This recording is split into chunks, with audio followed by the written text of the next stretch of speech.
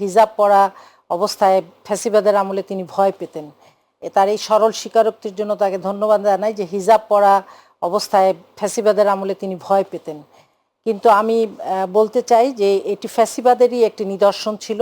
বর্তমান সময়ে হিজাব ছাড়া মেয়েরা ভয় পায়, এটির তো প্রমাণ আমি আবারও রিপিট করছি যে এটি আসলে ডাকসুর জিন্স প্যান্ট শার্ট পরা মেয়েরাও বলছে যে আমরা ভোট দিয়েছি ছাত্র শিবিরকে এবং আমরা ওদের কাছেই সবচেয়ে নিরাপদ মনে করি।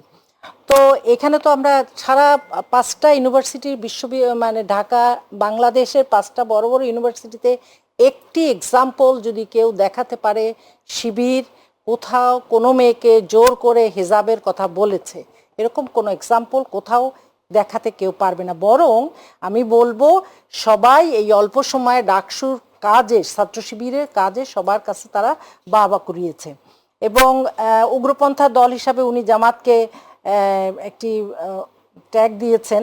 আমি বলবো যে জামাত সারা বিশ্বের কাছে একটি উদারপন্থী ইসলামিক দল হিসাবে গ্রহণযোগ্যতা পেয়েছে এবং সারা বিশ্বের মানুষের কাছে এটির জন্য জামাতের আমির সকলের কাছে নন্দিত হয়েছেন।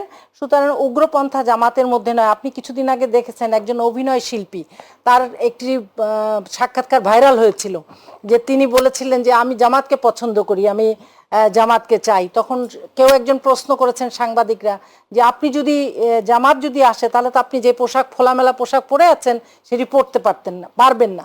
তিনি স্পষ্ট ভাষায় অকপটে বলেছেন আমি পরবো না, তবুও আমি জামাতকে চাই। সুতরাং আমি বলতে চাই যদি আমরা জনগণের উপরে ছেড়ে দেই, আগামী 12ই ফেব্রুয়ারি নির্বাচনে ইনশাল্লাহ জনগণ উইল ডিসাইড যে কে আসলে উগ্রপন্থী, কারা মানুষকে জোর করে হিজাব পরাবে এরকম ভয় পায়।